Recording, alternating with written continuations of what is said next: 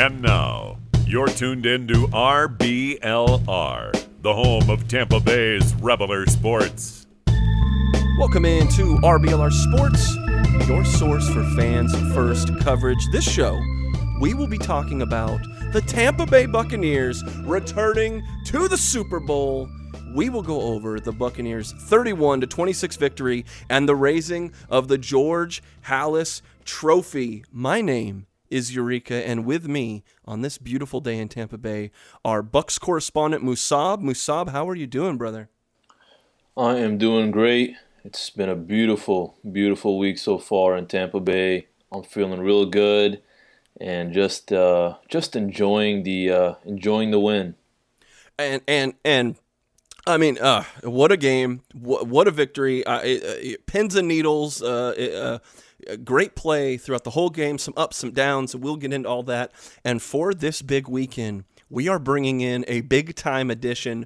Please, let's welcome Mikey to the program. What's up, Mikey? Hey, what's up, everybody, man? I'm excited to be here. I have not stopped celebrating since Sunday. I'm on my maybe 13th bottle of Captain Morgan, so I'm ready to let loose, man, and talk some football, talk some NFC Championship football. Thanks for having me, guys. Absolutely, Mikey. I know you're a diehard Bucks fan.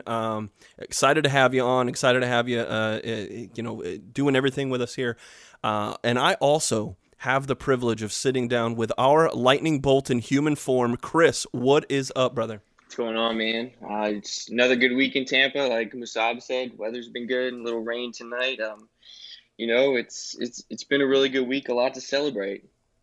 Now, this will be mostly Bucks because big weekend, and unfortunately, there's been some flat tires on the road of the NHL. So Chris, I say let's talk a little bit of Bolts before we go all football up in here. Chris, what's kind of the current update on the NHL and our Lightning so far? Just gonna fill in on some injuries real quick. We got Mitchell Stevens is going to be out for a significant time with a serious leg injury. He has no time given for his return. Obviously filling in for him, I'm kind of hoping Jamel Smith gets on the ice a little bit. He signed a 1-year, 2-way extension. He posted 22 goals in 50 games with 40 points for the Crunch last year. So I'd like to see him get some time on the ice. I think as of now, it's going to be Volkov taking his spot for a little bit, but I see Smith coming up and maybe rotating in there with Volkov.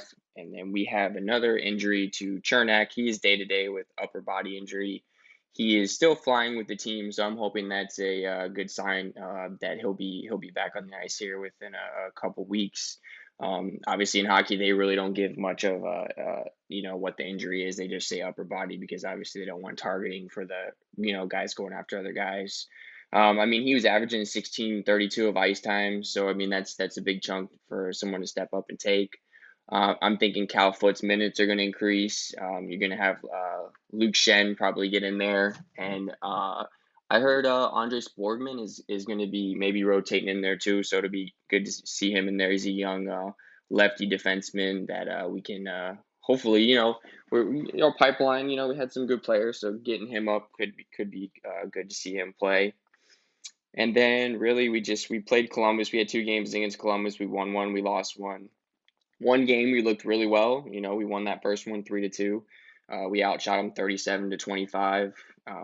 Over 1 on the power play. Only gave up 1 power play goal. We had 92% save percentage. And then that second game, we just looked like a totally different team. We lost 5-2. We still outshot them. We had 3 power plays to their 2. Same amount. We both had the same hits, 24 hits apiece. We won the faceoff battle, which is obviously we talked about them improving on that. We outshot them that game, and we still took the loss. Defense didn't look that good that game. A little sloppy play, which is expected because I don't think we're really getting in the rhythm we need to be getting into with obviously the delays of the games. So I think that's having a big impact right now on them. Just kind of getting a rhythm, kind of getting in a feel for it. And then obviously tomorrow we have a game against Carolina. Hopefully that doesn't get delayed either. So that's about where we're at right now. Now, of course, we are recording this on a Wednesday night. By the time you hear this, our faithful listeners, it will be Friday morning. So hopefully that game was awesome, and it was a 10-0 victory for the Bolts. I wish, But man. but as we look kind of in between this week and next week, are there any other teams around the league that are kind of standing out above the pack? It's tough to say right now just because of games played. I mean, if you look at the Lightning, we've only played 4 games and we're still at top of the division. But I mean, if you look at eighth place, Detroit's sitting there with 7 games played. They're at 5 points. So I mean, they're 1 point behind us for first place. So it's really close right now. I mean, obviously around the league, I think that the main team sticking out right now to a lot of people, and the surprise team would be the Canadians. They're off to a really hot start along with the Maple Leafs and the Jets. But I feel like they've also haven't had a lot of delayed games like we have to get into any kind of a rhythm. So I think that's taken a really big toll. Just the rhythm, the flow of the game. We know the Lightning play better when we have back-to-back games or where we have our a closer schedule. I think separated out, we get a little cold and we can come out a little flat-footed sometimes. So yeah, I mean it's pretty close right now around the league. Just besides those couple teams, you got Vegas too, sitting 5-1. Obviously, we knew Vegas was going to be good this year, so I think it's just about getting back into a rhythm and hoping our schedule can pan out and we can get past these little COVID delays and continue the season and keep winning some games. Now, as a difference this year, so many games where you're playing the same team in twice in 3 days. A lot of times, I haven't really looked too far into this, but is there something to be said? Like, have teams been a lot closer because by the time you get to that second game, normally in a regular season, you might not see a team for a week or two before you play them again, but now it's within 48 hours you're playing another game. Have there been like a kind of where people are splitting the series, so to say? Absolutely, and it's almost looking at it like a playoffs, like it's playoffs. You're playing almost the best of 3, best of 2, just trying to keep the games, just close together. Obviously, less travel, so you're going to have teams like, for instance, we lost 5-2, but before that we won, 3-2. So that's going to happen. It's almost just like a playoff format. One game you're good, one game the other team shows up the next game. So I mean that's obviously going to be you're going to probably see that the rest of the season, a lot of back and forth. I don't really see a lot of teams staying on big time win streaks. I think it's going to be a lot of teams are going to be close to the end of the season as far as getting into the playoffs and making a push there at the end. Yeah, I mean, I can imagine, like, if you're 4 games out of being in one spot or another, but then that means you have to beat a team, four times, when you're playing them back to back to back to back. So, crazy stuff, man. Now, one team, like, to go from one sport to another, our Buccaneers have kind of made our way through the playoffs playing teams that we already played before. So, it was it's pretty crazy as we got to play and defeat a team that we did beat before. That is the Green Bay Packers. Now, as we transition, I kind of want to swing it to Mikey and Musab to kind of talk about the BUCS defense as a whole versus the Packers, and kind of looking at the stat sheet. We held Green Bay under their league-leading 31 points a game. They had 5 sacks overall in this game, 1 interception of Aaron Rodgers. If you look at it, no running back went over 30 yards for the Packers, and they only had 1 wide receiver that went over 100 yards, and that is former USF Bull Marquez Valdez-Scantling. And one of those catches was 50 yards, so you didn't have anyone really going above and beyond other than a crazy big play. I thought it was a pretty good defensive effort. All things being told, I thought it was every bit of the juggernaut we thought they were going to be going in here. So first, Musab, I want to ask you first. Who were your stand-ups up front when we talk about this D-line? I really think the D-line came to play this week. Oh, absolutely. They sure did. I mean, the whole defense came to play. My 2 big players when it at least comes to the D-line. Now that I'm thinking about it, I got 3, but I think the big 2 I'm going to say are Mr. Shaq, a.k.a. Sack Barrett, and Jason Pierre-Paul, who's also a former USF grad. I mean, they were just they were beasts. Just the pressure that they were putting on Aaron Rodgers throughout the game, and as you just said, they racked up 5 total sacks. They contributed to the 8 QB hits on Rodgers, which I think was definitely impactful. But also, I think just the fact that we had some other guys kind of helping out a little bit. I think that was really big, but. Definitely, I just want to say at least my 2 key players are definitely going to go to Shaq Barrett and Jason Pierre-Paul. In such a big game, and when you really think about this whole battle, kind of if I were in Rodgers' shoes, and the fact that a team like the Buccaneers, who have been irrelevant, for the last few years or so. Now they're finally coming in hot. They got guys who are coming after you, and they sack you 5 times. It really gets to you mentally, and the fact that it is, even when Shaq Barrett and JPP, Jason Pierre-Paul weren't the ones who were getting the sacks or the hits in, we were having other guys like Devin White stepping up to the plate, Vita Vea, and even Jordan Whitehead who made some really good plays. Yeah, we'll get into the D-backs now. Musa brings up a couple good names. Mikey, I'll ask you to Vita Vea, man. We've been waiting. He was a stud in the beginning of this year. Unfortunately, got injured, but man, has he returned with a vengeance? What were your kind of thoughts on Vita Vea this week? Oh man, I think Vita Vea was the reason why JPP and Mr. Shaq Attack was able to get that pressure that they got on Aaron Rodgers. I mean, Vita Vea is a man beast. I mean, he eats up double teams like I eat Krispy Kreme donuts. I mean, this guy is a monster, man. And he takes up the interior of the offensive line and allows JPP and Shaq Barrett to hit them corners. And I think we saw a big difference with his return. I think we all hoped for this type of outcome when we heard that Vita Vea was coming back from his injury, and I think we all saw it come to life in this game. And very impressed with our defensive line and with our defense altogether. I mean, I don't want to say that the cliche phrase, but I'm gonna have to. Defenses win championships, right? And when with Tom Brady. Got a little bit careless in the second half. This defense, kept it all together and allowed us to get this victory. So, big fan of JPP, big fan of Shaq Barrett, and super big fan of Vita Vea right now. And I'm excited to see what he does, in this championship game coming up. Now, yeah, absolutely. I agree with both you guys bringing up the superstars, man, up front. Now, one of the big question marks that I think we all had has been the defensive back play. And, Musab, I think that you had brought up Jordan Whitehead. We haven't seen safety play like that in a long time. I get flashbacks. Man, I know we're in the group chat like, oh, my God, this is crazy. So, Musab, you brought up Jordan Whitehead. What really stood out to you in this game with Whitehead? Just his big contributing plays. When I was watching the game, I think the 2 plays that really hyped me up was from Fournette, which I'll talk about later, or which we'll talk about later. But the big one was definitely Jordan Whitehead.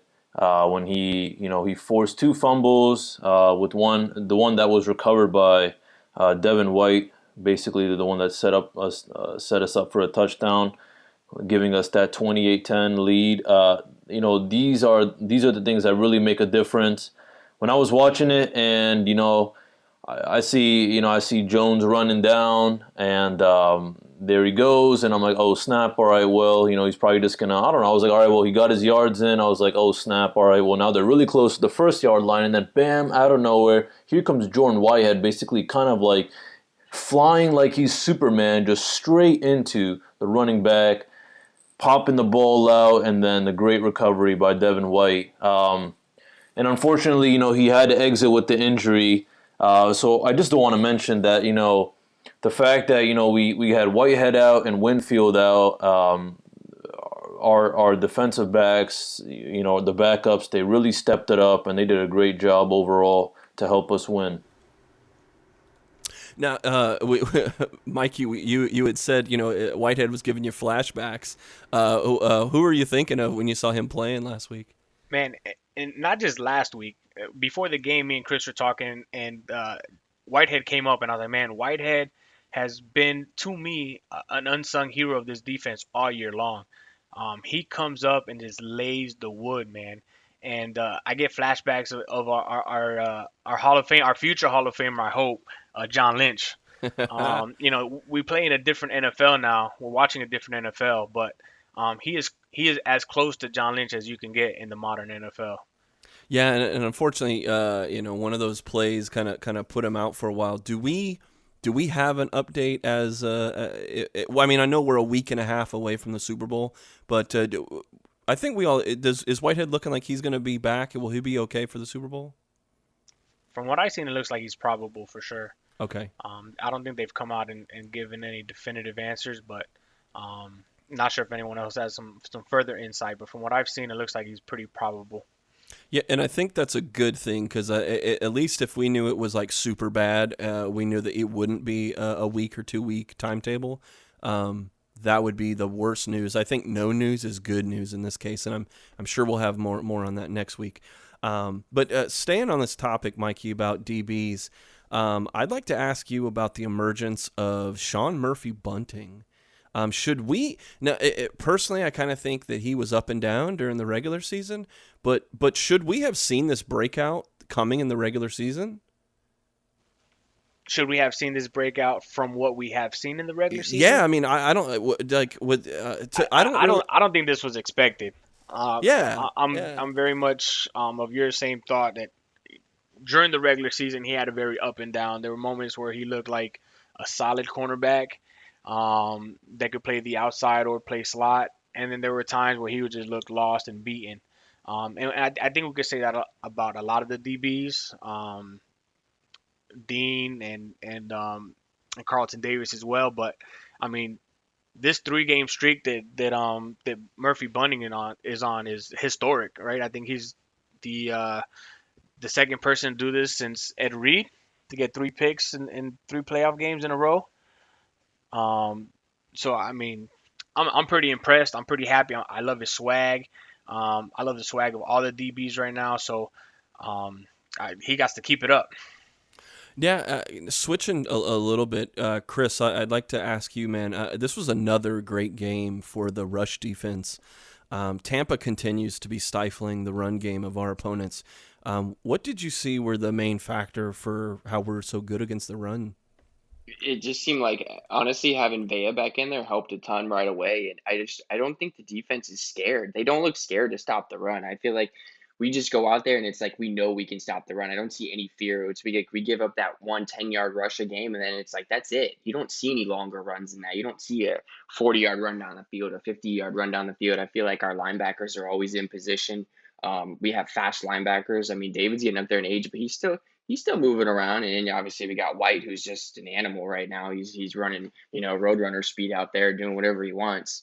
So I think it's just a contribution from the front 7, man. It's smart play. It's you can see the play calling's changed a lot too over the past couple of weeks with our defense, and it's definitely helped a ton with obviously the entire defense. But I mean, the run D it's just been phenomenal. It's been so consistent every game. I guess I don't even care who the running back is and who we're playing. I don't worry, I guess. And I don't know if that's a good thing, but I mean, I'll take it, No, yeah, exactly, man. What was great is that, like, when you stuff that run, you make a team one-dimensional. And Green Bay, as great as their passing attack is with Aaron Rodgers, they like us, really need to be kind of, dual focus. They need to get that running game going. Now, Musab, being able to make the Packers throw the ball, over 45 times, what do you think Tampa was able to do to kind of negate Aaron Rodgers in this game? Well, I'll start out with just the constant pressure that we were putting on him throughout the game, and the interceptions. But what it looked like to me was, and this is kind of a pretty popular phrase, which is, scared money makes no money. And, you would think, being who they are, the Packers are one of the last teams that would be afraid to kind of put in all their chips in the middle of the table, kind of to, rack up another touchdown. Just the fact that they're only down 8 points, 8 points late in the fourth quarter. But there's a reason why they were afraid, because they knew, they come all the way over here, to our side of the end zone. They can score, they can kick a field goal. It's always risky. Now, I don't think that the decisions made by Green Bay's coaches or by Aaron Rodgers kind of led to them kind of messing it up or anything. I think it was just the defense was just attacking. I think Rodgers had that feeling, and that's why him and the coaches decided, I think it's best just to go for the field goal. Just with what Chris and Mikey have been saying. We have so many guys who are just really just stepping up and doing exactly what they needed to do. Okay, yes, now obviously Shaq Barrett and Jason Pierre-Paul were the ones who were really dominating when it came to those sacks, but Devin White was once again all over the field on this one, racking up 15 tackles, 9 solo, and a fumble recovery. And then, as mentioned, Jordan Whitehead, stepping up, and then Murphy Bunting intercepting his third pass in the playoffs.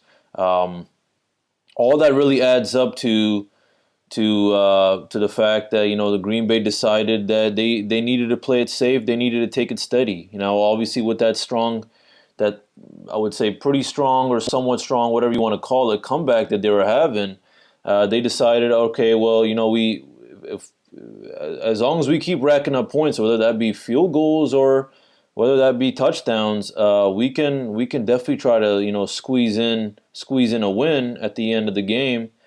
However, it was unfortunate. It was fortunate for us, but unfortunate for them that our defense just was really pressured them.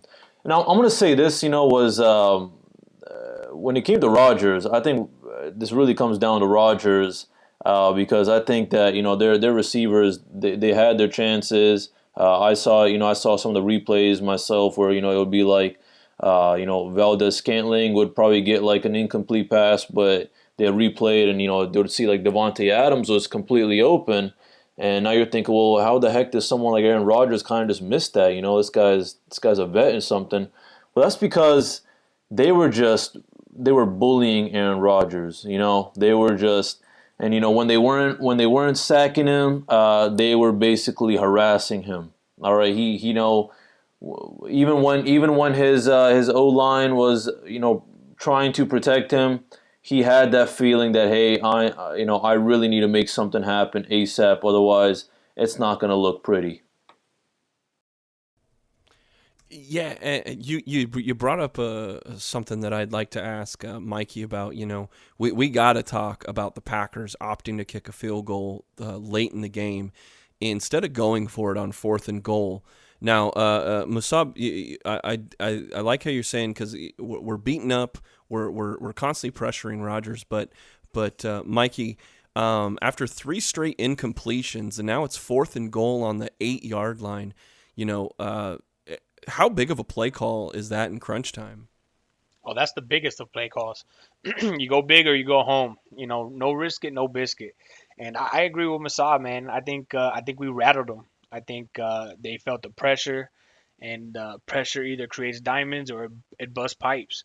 And with Rodgers all the way up to the coaching staff, I think we bust their pipes, man. That pressure that we had up front, our linebackers, our DBs. I think they thought the safer bet was to take the points and cross your fingers that Brady would continue to play like he had played in the second half. And and it worked against them in this instance. So you can't play scared, especially when the championship's on the line. I'm glad they did, and I think if they would have went for it, we would have stopped them anyway. So I was cool with it either way. Yeah, I mean, it's kind of weird, but it's almost like through all of the play that they had, a guy like Ndamukong Suh had a very quiet, two total tackles, but one of those is one quarterback hit. But it's like you have these amazing JPP game. You have this, amazing Vita Vea return. You have. It was a complete team game. Yeah, I mean, it was just full on down the roster.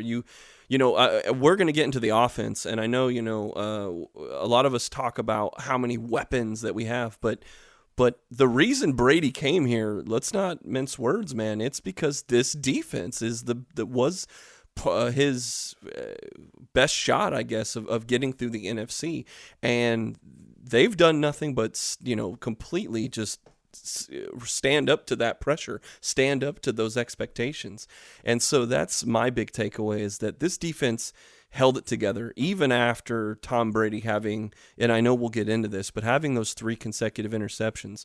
Like you said, this was a total team effort, and we're definitely going to need everyone on the same level when we play our next game. And so, Chris, and real quick, yeah, go ahead, man. When it comes to this defense, just like I said with Whitehead, that I'm getting flashbacks of John Lynch.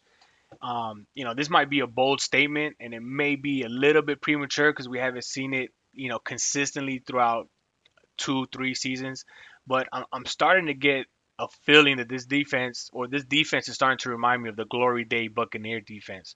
I mean, it just does. Defensive line is aggressive. Thing, yeah, it's the closest thing we've had. It's causing sacks. It's causing bad throws, right? Can you say Sapp and Simeon Rice? I'm getting those type of flashbacks. We got linebackers, Devin White making tackles sideline to sideline, getting interceptions when they count. Flashbacks of Derek Brooks. DBs giving me flashbacks of Rondé Barber. Safety Whitehead cracking skulls. Reminded me of John Lynch. I can't say that definitively yet, but I'm starting to get that feeling that this defense is really, really special. Yeah, you had said defense wins championships, right? But you still have to score to win the game. And after the break, we're going to take a look at how our offense did and what our guys think. We'll see in a few.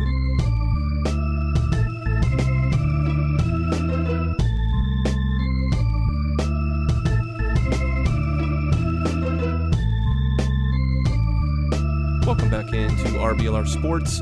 We've talked about our massive defense that looks in shades of a great defense of the past. But this week we had a great offense in the BUCS going against a Packers defense. And one thing I can say is they did keep Tom Brady upright. Only 1 sack for the GOAT or against the GOAT.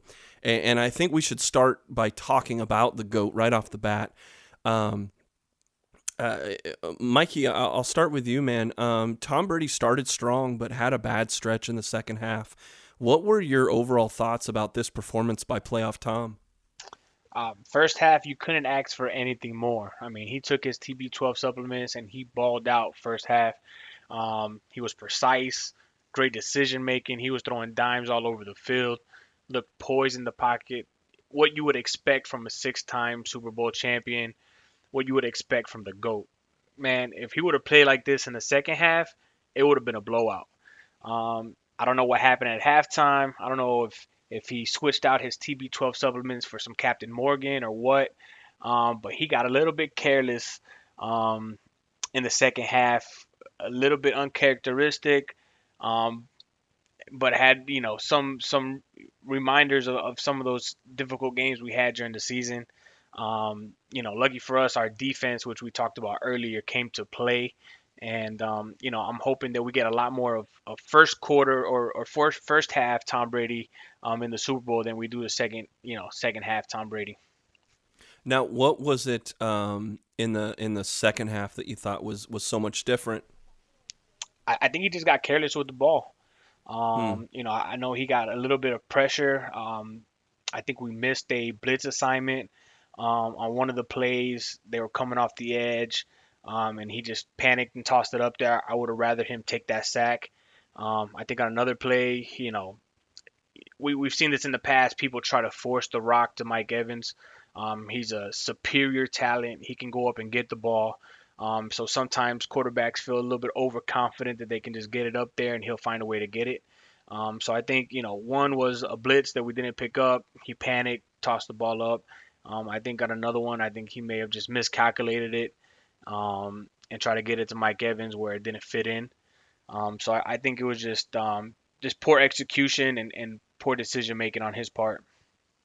Now, Musab, I'll ask you kind of the same question. What were your overall thoughts about the quarterback play for the Bucs? Amazing. I gotta agree with what Mikey's been saying. It was an amazing first half by Brady. He was on fire. I think that good leadership is that X factor that really was getting our team going. And I think just the decisions that he was making along with his team members, just about what they want to do, how to get down the field, and the throws.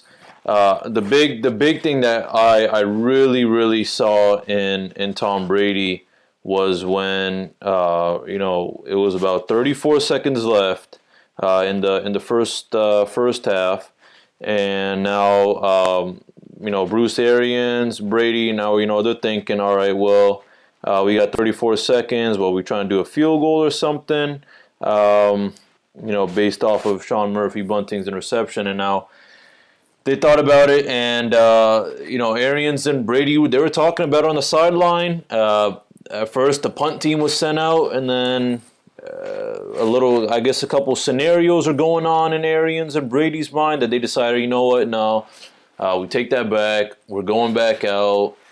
We got a good play that we could try, and it should work. Being who Brady is, it should definitely work, and it did. I think Tom Brady, he kind of, a good leader also listens to other people. And now this isn't just any kind of, your typical great quarterback leader. I mean, this is the GOAT. He's seen it all. And the fact that, he kind of maybe took a little breath and said, you know what, Coach Arians and Coach Leftwich, I think you're right. I think we can dial up a great play, because, our defense is stepping up. So we can make a bunch of opportunities happen later on. But this is really it. And you know what? That play really, I think, changed the whole game dynamic. That nice toss, that deep pass to Scotty Miller for the touchdown.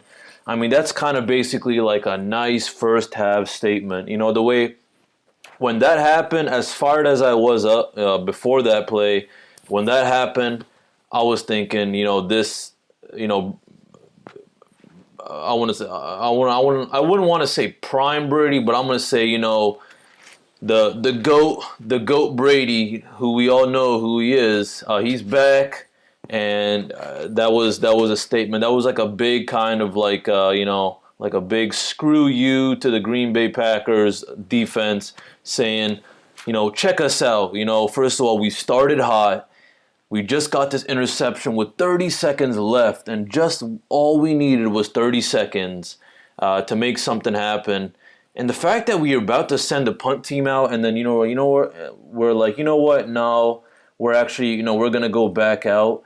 It's a huge confidence boost for our Bucs, but it also kind of just makes the Packers a little like shocked. We're like, oh my gosh, well, we weren't expecting this to happen, but here we are now, losing by a lot more than we thought we would.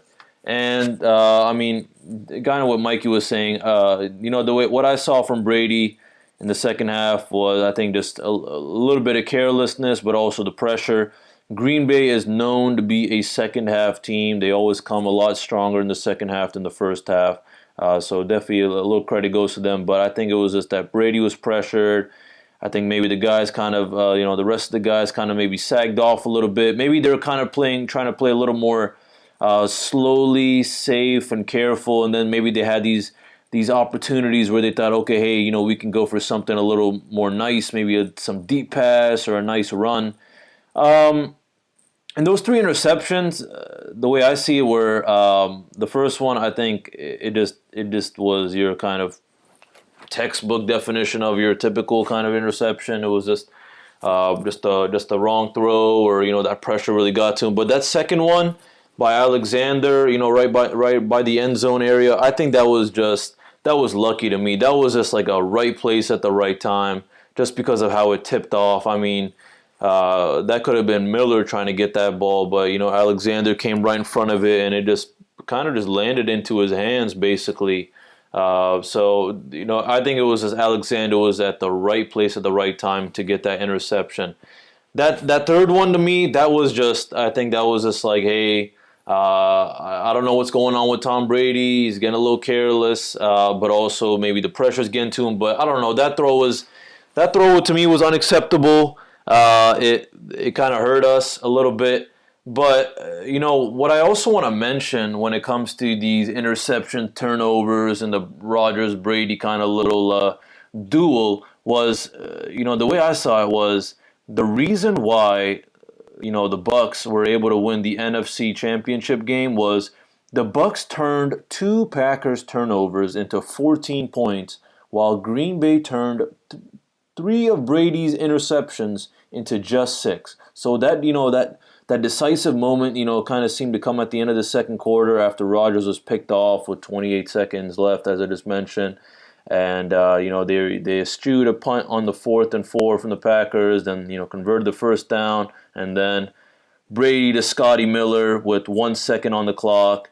The sequence may not have provided the backbreaker, but the Packers never surmounted the BUCS 21-10 lead at intermission. And going along with that was also just that I think it was just more, start of the middle of the third quarter to the end of the game. Not exactly to the exact end of the game, but I mean we still came out. I think when it comes to Brady, I think what I really just want to highlight is just how impactful his leadership and his play calling and his play making is when we really need it. Okay, now I'm talking about when obviously that deep pass to Scotty Miller, but then also after that fumble recovery, the touchdown to Cameron Brate, which I thought was like, all right, hey, we're starting off real strong. Yeah, and I'll get into kind of some of your thoughts about all the receivers. Now Musab gave us a lot to think about. Mikey, I want to bring it back to something that he was talking about with these interceptions in particular, because Brady throwing the interceptions, some of them not his fault, some of them absolutely, I think, his fault. How much pressure do you think that put on the BUCS towards the end of this game? How much the interceptions? How many? Yeah, I mean, you're coming out that late in the game. Packers are kind of surging back. They're closing the gap, and then you have 3 straight interceptions by your MVP. I think it made the game interesting for sure. I feel like our defense was in control for a majority of the game, so I wasn't too worried about it. To be honest, we pinned them up against bad field position, and like Musab said, they didn't turn those interceptions into points.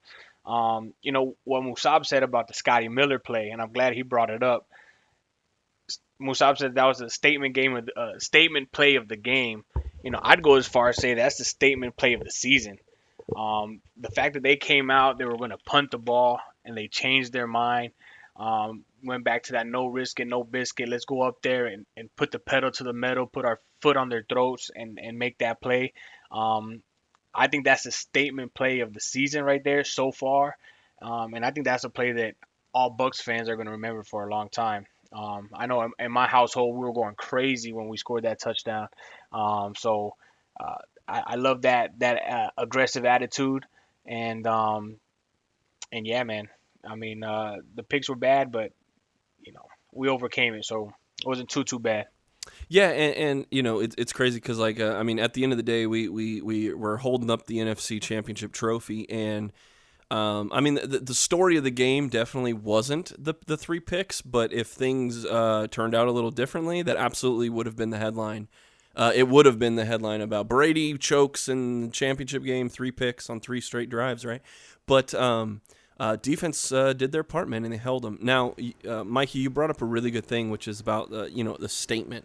And now we've seen multiple statements by kind of the non-traditional top guys. We've seen Tyler Johnson make a statement with a crazy acrobatic catch.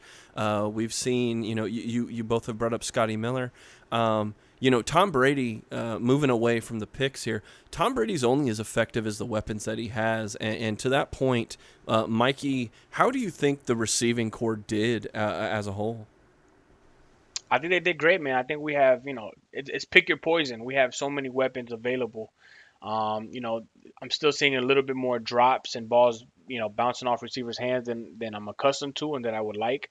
But coming out the gate, Mike Evans had a great catch on third down, great touchdown catch.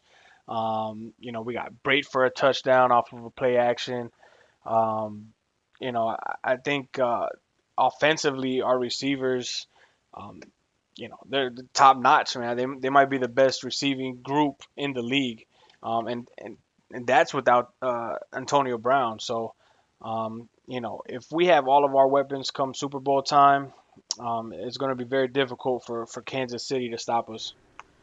Man. Musab, I'll bring up the same question to you. You brought up Scotty Miller, the scooter. How do you feel about the kind of the rest of the receiving corps? I feel really good. I feel really good because of just a wide array of the receiving weapons we have. Godwin, Evans, Miller, Gronkowski, Brate, and even Tyler Johnson, who again came up with a really, really nice play. They called a penalty not on him, but the guy who was covering him. But I mean, just what a beautiful and needed catch, especially on that third down conversion. The fact that he was able to do that, and I really got high hopes for this guy. I hope he gets more action. I think he definitely deserves it. But our receiving corps is looking really good, and obviously I know we're talking about it in the future as well. But Scotty Miller, I mean, they call him Scooter for a reason. And then Godwin and Evans have just been our stars the last couple seasons. And Godwin came through, even with, the drops that, the whole kind of receiving corps had. He definitely came through, especially with that exciting 52-yard catch that he had. Man, was that just what a pump up, just it got me really hyped. And that's the kind of momentum we really need. I'm not really worried about the receiving corps at all because we have so many guys. I mean, if Brate doesn't get hot or if he's more into the kind of the receptions, then we can count on Gronkowski to do more of the blocking, or if they want to kind of trade roles. And then we got Godwin, Evans, and Scotty Miller, who I got really, really a lot of trust in them. I mean, they are all just beasts. I'm really happy with the way Godwin performed, and then being who Mike Evans is, he's I love all the guys, but Mike Evans is my favorite just because of his size. And in the game, he reminded me a lot. He showed me, and so did Alan Lazard, what size does for you when you're a wide receiver. I mean, it gives you some mass, but also that height advantage that's really valuable. And that one throw that was a little too high for Evans. I mean, that's something only Evans would be able to get. So the fact that Brady can connect to Evans like that, for him to kind of reach up a little higher than most defensive backs can and kind of get those completions in, it's really good. And I just think the chemistry that Brady has developed with all those guys is something really, really valuable. He's got the great leadership, and I think he has made our running backs, receivers, and just the rest of the team just so resilient with kind of the wisdom he has and kind of the motivation he has for all these young guys, especially because I mean these guys, these guys aren't used to playing in January, so this is something new for a lot of these guys. So, the fact that we kind of have, the vet, the master, the sensei kind of give these young bucks a little bit of insight about how to stay strong and how to keep fighting. That's what I value the most. Yeah, it brings a legitimacy because, I think if you were to take a number of quarterbacks and just switch Brady for Breeze, Brady for Rivers, Brady for any kind of even other veterans, you'd probably have a lot different of a reaction. Just that knowing that if you're if you're Godwin or you're Evans or you're something like that. It's a whole new ball game because no matter what situation you're in, you're going to get the ball in the right and hopefully the right place, 99% of the time. Now, switching off of kind of Brady and receivers and things like that, we did bring up in our preview last week that the Bucs are going to have to run the ball effectively to truly open up the offense. Mikey, I'll ask you, how do you feel the play calling balance was for the Bucs? I think it was exactly what it should be. There has to be a balance between the run and the pass. I was hoping to get a little bit more play action in the beginning, but I cannot be mad with the results. Playoff Lenny is playing lights out. That run that he had, what was it, before halftime or the second quarter, sometime in the second quarter that he went into the end zone, right after that Godwin catch, man, that was a thing of beauty. I think that is a formula to winning. If we can run the ball effectively, consistently, it doesn't have to be 20, 30-yard runs, but if we can get 3-4 yards of play, feed off of that, go into play action and get some passing. If we have a balanced attack, I think we're top 2, top 3 offenses in the league. And I think that makes us unstoppable, man. You got to, as a defense, you have to pick your poison. You're gonna defend against playoff Lenny and Rojo, or you're gonna try to stop our receivers. So as long as we're able to be balanced, I think we're good to go. Now, the thing about you had said, they don't need to have a million yards per carry, but just getting that little bit of a threat, if you can get Fournette going, if you can get Rojo going. It really does open up the things like the play action pass. Overall, pretty well spread out. I mean, they ran the ball 24 times. They threw it 36 times, which, to be honest, I think we expect it to be heavier on the passing. But you bring up a good point that if they don't get that run game going, then none of the play action works. Yeah, but we never fell behind, right? So. That goes into the attempts as well. If we would have fell behind, those passing numbers would have went up significantly as well. Well, too, the what's great too is that when they needed to, we talked about that crucial fourth and goal field goal that the Packers went. Now, if the Bucs don't come right back and run the clock out, they still have a little shot. They're only down 8. They got some timeouts left. It could have been a different game, but the Bucs were able to actually, what was it? He was waving his hand as he as he got the first down. And so, but that was the end of the game. I think it's important to go back. Musab, I got to ask you, man. Something we saw that's been a little different in the playoffs is the Bucs have been starting out pretty quickly. This has been a thing that I know we've been talking about for weeks on end about. They're a second half team. They flip the switch. They're coming out more and more right out of the bat. In this game there was a 9-play 66-yard touchdown drive to start the game. Why do you think the Bucs are able to come out kind of firing the cannons right from the get-go?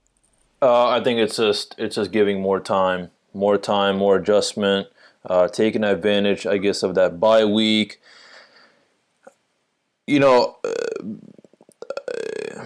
and I know I don't want to just put the whole spotlight on Brady, but a lot of the times when I think of just the Bucks' progress, I mean, this guy has just put so much work and change into this whole organization that he's just he's I mean he's the GOAT, and obviously no matter who you are, it's gonna take time for you to kind of be really really clicking with a bunch of new guys that you haven't played with before. And as each week went on, the Bucks kind of starts were getting stronger and stronger.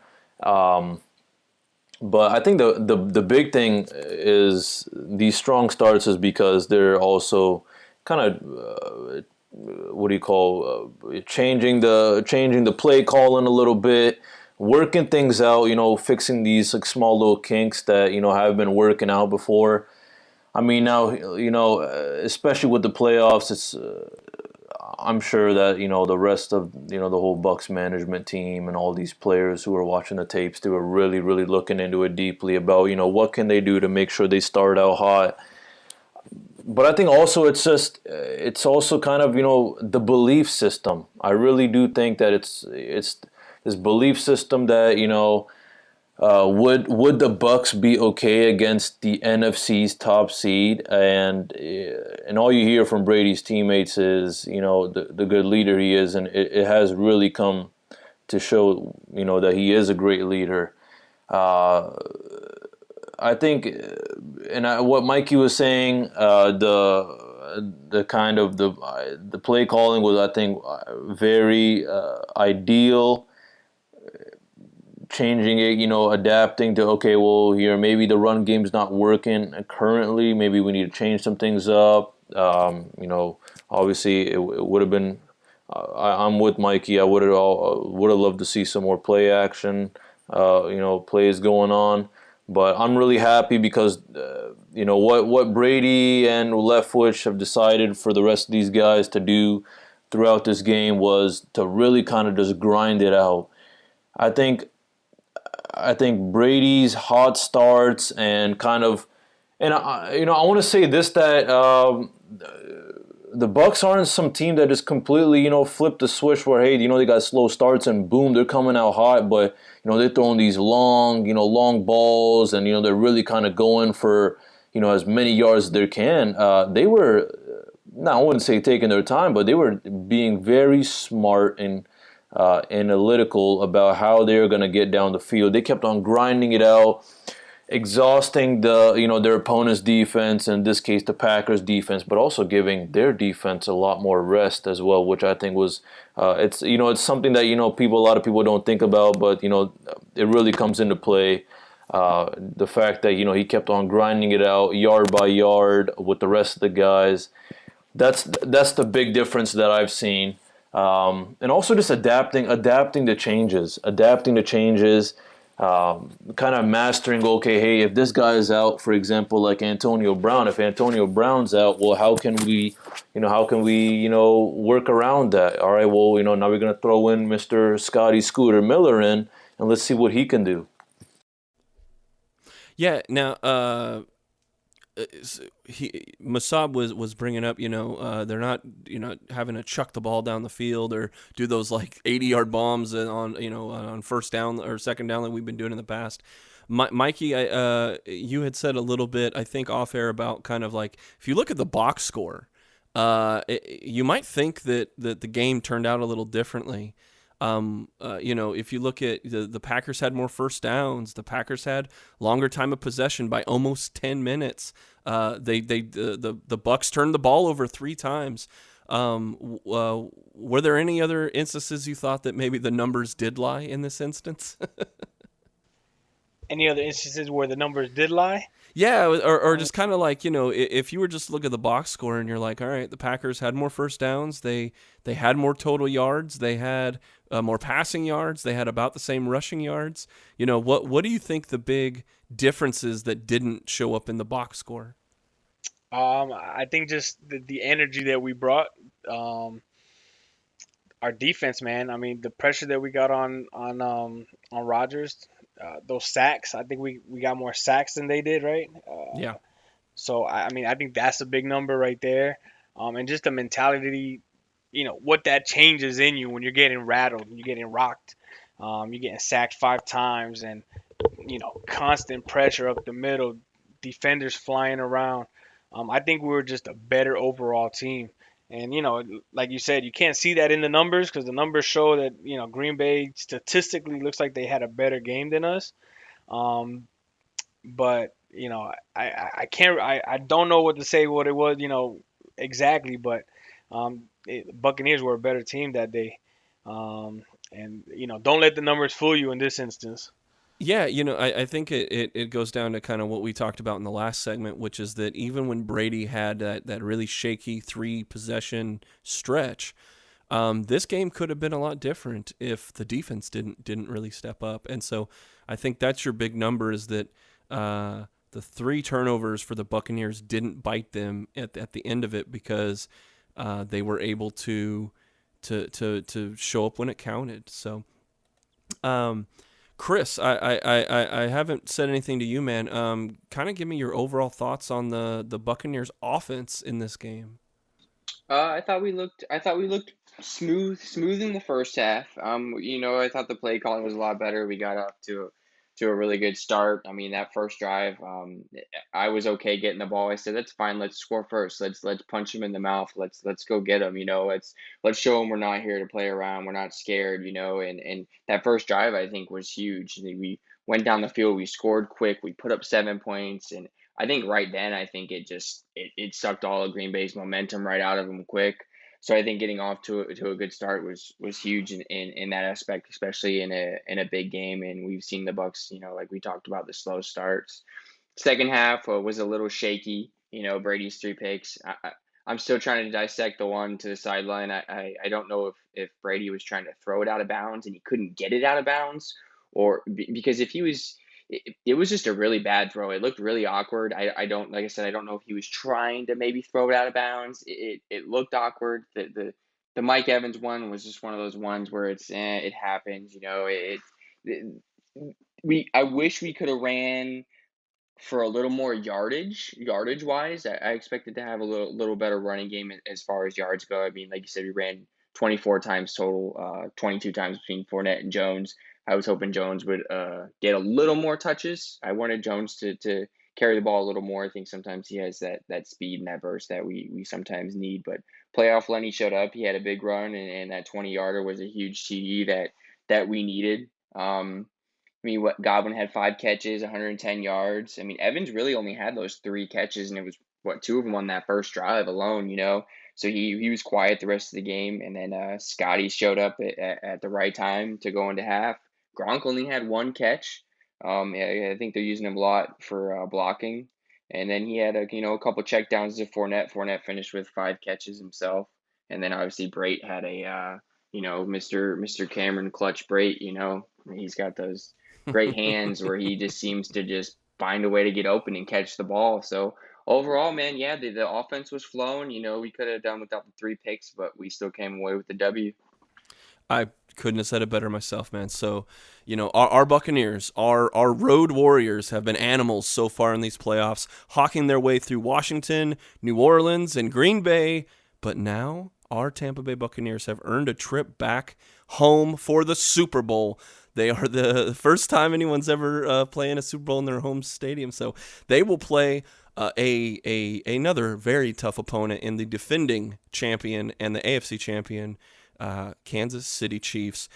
We will get into our thoughts on kind of how the Chiefs did this weekend and how they're doing kind of overall and on their form. So we will get into the Chiefs right after the break.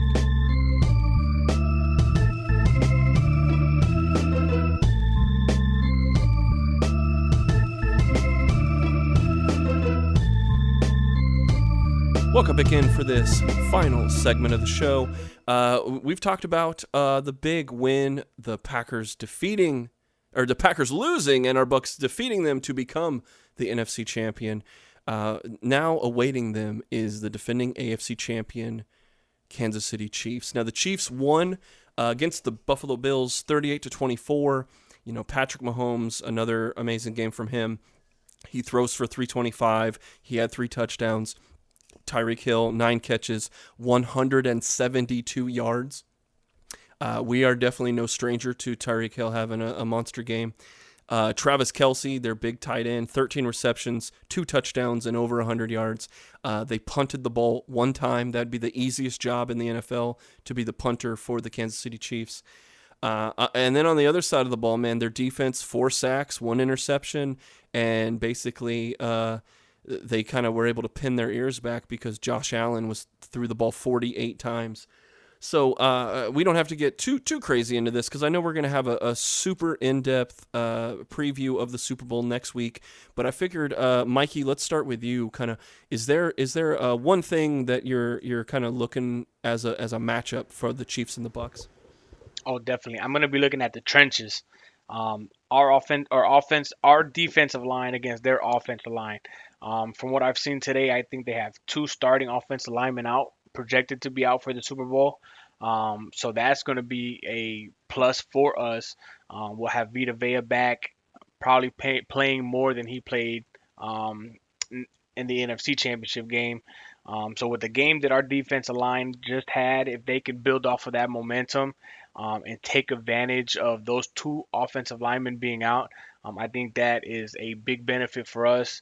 And hopefully we can take advantage of that and get some more sacks and keep Patrick Mahomes from using that cannon of an arm and being too comfortable in the pocket. Chris, what's your kind of big matchup that you're looking for? I'm gonna have to go with our guys matching up against Travis Kelce. I think obviously against Buffalo he had a huge game. He was almost uncoverable. It was like they weren't even seeing him on the field. And I think our linebackers are gonna have to make sure that they are not out of place. It's gonna have to be one of those games where you're gonna have to almost have 2 guys on him and Hill. I know that's gonna be hard to do, but we're gonna have to find a way to shut Kelce down, whether it's just a little quick push off the line or before he gets past that 5-yard mark where we get that call. But that's going to be, I think if we shut him down and we can just focus on Tyreek Hill, I think we got a good shot. So focus on Kelce, take him out of the game, and then let's put that pressure on Mahomes to look elsewhere. Yeah, absolutely, man. Musab, what's your big matchup? Chiefs versus Bucs? My big matchup is going to be the linebackers and defensive ends going against the running backs and Patrick Mahomes.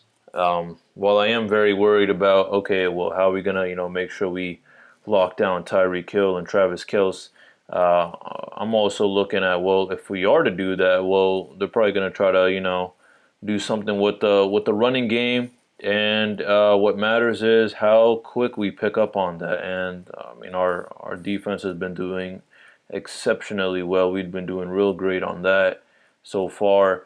But it's the Chiefs. They got a lot of tricks in their hat that they plan on probably doing against us. So I'm really looking at, all right, how are our linebackers and defensive ends, and even I would say the rest of our defensive tackles, but specifically our linebackers and defensive ends, how are they going to kind of pick up on what Patrick Mahomes and the rest of these guys are doing to make sure that we stop them to the best of our ability. I agree with what everyone said so far, and we haven't even brought up, the big guy under center, and that is, Patrick, Mahomes, right? You're looking at a guy who, even if you cover all the receivers, and even if you have a defensive line that penetrates and gets through, now you've got a guy that can run. He can throw underhand. He can throw sidearm. He could probably throw with his other hand. He could probably figure out a way to kick the ball to somebody. I mean, this is a guy who just makes things happen, and that's unfortunately that's a guy they're going to have to game plan against, and it's presents a lot of problems that we haven't done so well against a mobile quarterback that in a fast-paced offense. But the great thing is they've got 2 weeks to figure that out. And so with all that said, we are going to have a week to prepare and a week to have our predictions, our really in-depth look on how the Kansas City Chiefs and your Tampa Bay Buccaneers will match up. So sometimes Super Bowls are not the best matchups, but this one is shaping up to be an absolute banger. So Tom Brady looks to win Super Bowl number 7. It's on February 7th. You know, maybe there's something in the stars here. He can win this one and then win the next 3, and then he'll have a ring for every finger, right? Now, with all that said, though, one thing you can do to be our champion, to put a ring on your finger, is if you could follow us on all forms of social media, whichever one you use, we are on it. If you are on Instagram, Facebook, Spotify, oh my God, it's getting to be one of those nights. We're on Facebook, we're on Instagram, we're on Twitter, we're at RBLR. You can also, if you're on Spotify, if you're on YouTube, if you're on Google Podcasts, if you're listening to us right now, there's a like button somewhere. There's a subscribe button even closer. Click that. Every little like, every interaction that you do, it helps us out. And most importantly, if you like what we're doing, tell a friend. Hit that share button. Tell someone about the awesome coverage that Musab, that Chris, that our brand new guy Mikey, that all of us are bringing to this RBLR podcast, and all the other cool content that we do on our YouTube channel and things like that, and all the great fun things we have planned in the future. So it's been a wonderful ride so far for this BUCS season. I am not ready for it to end, but beautifully, there's only one game left, and you fight and claw and scratch to be one of the teams to fight for that championship. Chris, anything for us? Final words before we get out of here from you, buddy? Is it Super Bowl Sunday yet? Yeah, buddy. I'm ready to go. It's going to be a long, week and a half here, and just got to keep that anxiety down and stay focused on the game and hopefully pull out the big win and make history. Musab, my man, final thoughts for you. Final thoughts are, I'm really looking forward to February 7th. But until then, to all of our listeners, enjoy this week. Enjoy this big historical win that our BUCS just got for us. And I also, just a little side note, I most likely will be getting Papa John's stuffed crust. Yeah. And I highly recommend getting it. It's a Super Bowl. To all of our listeners, let me tell you something. Put some money on the side right now and treat yourself. Treat yourself, because this is a special moment for us all. And I would hate for you to not have fun with it. Musab, man, your takes are as spicy as the jalapeno poppers that they've got, brother.